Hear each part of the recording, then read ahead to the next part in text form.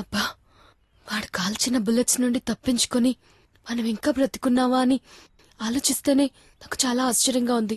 అప్పుడు David gourd నుంచి ఇప్పుడు వీడి నుంచి ఇంకా ఎన్ని సాహసాలు చేయాలో అడగడం కుదరలేదు ప్రియా. ఆ డేవిడ్ దగ్గర నుంచి ఎలా తప్పించుకున్నావు? ఒక టైంలో ఆ భిక్షపతిగాడు నన్ను కట్టిపడేసిన రూంలోకి వచ్చాడు.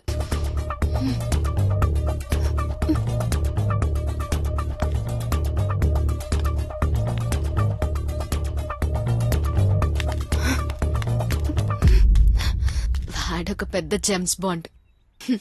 వాడి జెమ్స్ పిచ్చే నన్ను కాపాడింది.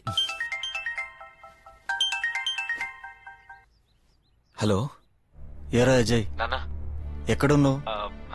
ఎలా ఉన్నావు? వచ్చేస్తున్నా నాన్న. చెల్లి నిన్ను ఒకటే కలవరిస్తుందిరా. అవునా? ఒకసారి చెల్లికి ఫోన్ ఇవ్వండి. హలో. ఏవేవో పీడకలలు వస్తున్నాయి అన్నయ్య. నీకేం కాదురా చెల్లి. నువ్వు ఉండగా నాకేం జరుగుతుందన్నయ్య? నీకేదో ప్రమాదం జరిగినట్టు కలలు వస్తున్నాయి అన్నయ్య. తొందరగా వచ్చే. నాకేం కాదురా, కంగారు పడకండి, త్వరగా వచ్చేస్తాను. సరే అన్నయ్య.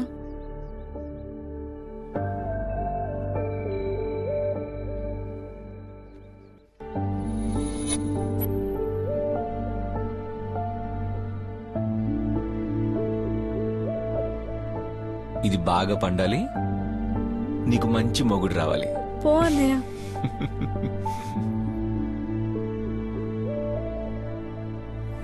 ఏం ఆలోచిస్తున్నావు? నువ్వు నన్ను అమ్మలా చూసుకుంటున్నావు అన్నయ్య.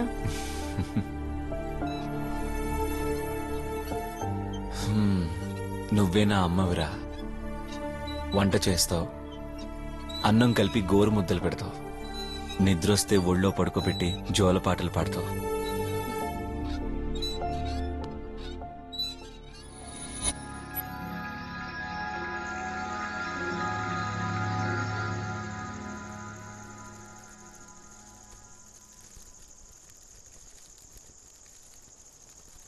నా వల్లే కదా ప్రియకి ఇన్ని కష్టాలు.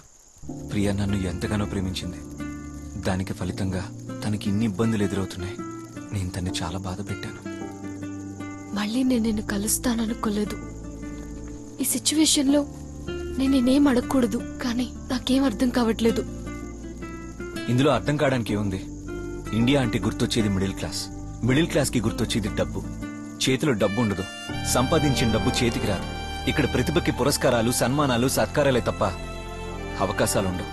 చదువుకున్న చదువుకి, చేసే పనికి పొంతనుండదు. చేసే పనికి ఉన్న తెలివితేటలకి సంబంధం ఉండదు. చాలి చాలని జీతాలు, చాలించాలనిపించే జీవితాలు. ఇదే మధ్య తరగతి. నాలాంటి వాడికి లైఫ్ లో లవ్ అనే చాప్టరే ఉండదనుకున్నాను. కానీ నువ్వొచ్చావు, నా లైఫ్ మీద హోప్ పెంచావు. నాకున్న టాలెంట్కి ఏదో ఒక బిజినెస్ పెట్టి సెటిల్ అయిపోదాం అనుకున్నాను. నేను చేస్తున్న జాబ్ వదిలేసి నా టాలెంట్ తో బిజినెస్ స్టార్ట్ చేయాలని ప్రయత్నం చేస్తున్న తరుణంలో బిజినెస్ లోన్ కోసం ఒక బ్యాంక్ మేనేజర్ని అప్రోచ్ అయ్యాను. సార్ చెప్పండి. నా లోన్ పరిస్థితి. మీ బిజినెస్ కాన్సెప్ట్ యాక్సెప్ట్ చేస్తున్నాను, కానీ మీ ఫైల్ రిజెక్ట్ చేస్తున్నాను. సార్, లోన్ ఇవ్వడానికి మీ ప్రొఫైల్ సరిపోదు. ప్రాపర్టీ ఉన్నవాళ్ళు గాని, పవర్ ఉన్నవాళ్ళు గాని షూరిటీ ఇస్తే అప్పుడు ఆలోచిస్తాను. ప్రభుత్వ పథకాలన్నీ ఎవరికిస్తారు సార్? డబ్బున్న వాళ్ళకి డబ్బిస్తారు. డబ్బు అవసరం ఉన్న వాళ్ళకి డబ్బు ఇవ్వరా సార్? డబ్బులు ఇవ్వడం గురించి మా ఆలోచన కాదు మిస్టర్ అజయ్. ఇచ్చిన డబ్బులు తిరిగి ఎలా తీసుకోవాలన్నదే మా concept. Because it's public money, ప్రజల డబ్బు.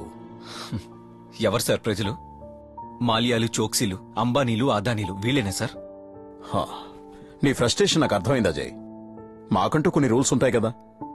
నీ ప్రయత్నం నువ్వు చేస్తా ఉండు, ఏదో ఒక రోజు సక్సెస్ దొరుకుతుంది. All the best. లోన్ దొరకలేదు, ఫైనాన్స్ దొరికింది. దేవుడు పరిగెడుతూ ముందుకు వెళ్లాలనుకునే వాడి మీదే 10 టన్నులు బరువు వేస్తాడు. అప్పుడే చెల్లి ఆపరేషన్ టైం వచ్చింది. చెల్లి ఆపరేషన్, బిజినెస్, క్యాష్. మనకు అవసరమైనప్పుడే అవతల వాళ్ళు మన వీక్నెస్ ని క్యాష్ చేసుకుంటారు. నోటితో 2 రూపాయలు వడ్డీ అన్నాడు. నోటు మీద 10 రూపాయలు వడ్డీ రాసుకున్నారు. నా సంతకానికి 10 లక్షలు ఇచ్చేంత విలువుందా అనుకున్నాను. ఆ సంతకమే జీవితం విలువ అని నాకు తెలిసేలా చేసింది. డబ్బు తీసుకున్నా కష్టాలు తీరలేదు, పెరిగే. 10 లక్షలు, 10 రూపాయలు వడ్డీ. అంత సంపాదన లేదు, ఆస్తి లేదు. హ్మ్. తీర్చడానికి ఏ దారి లేదు.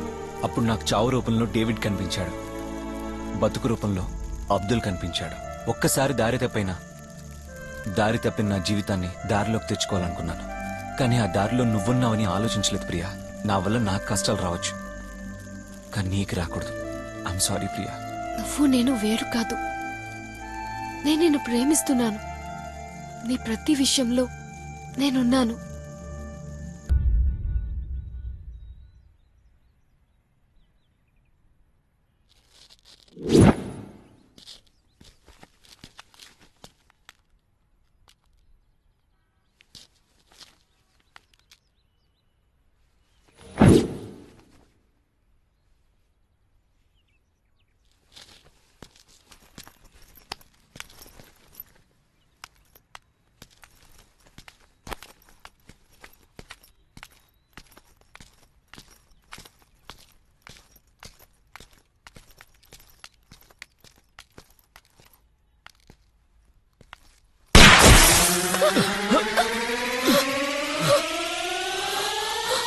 అజయ్,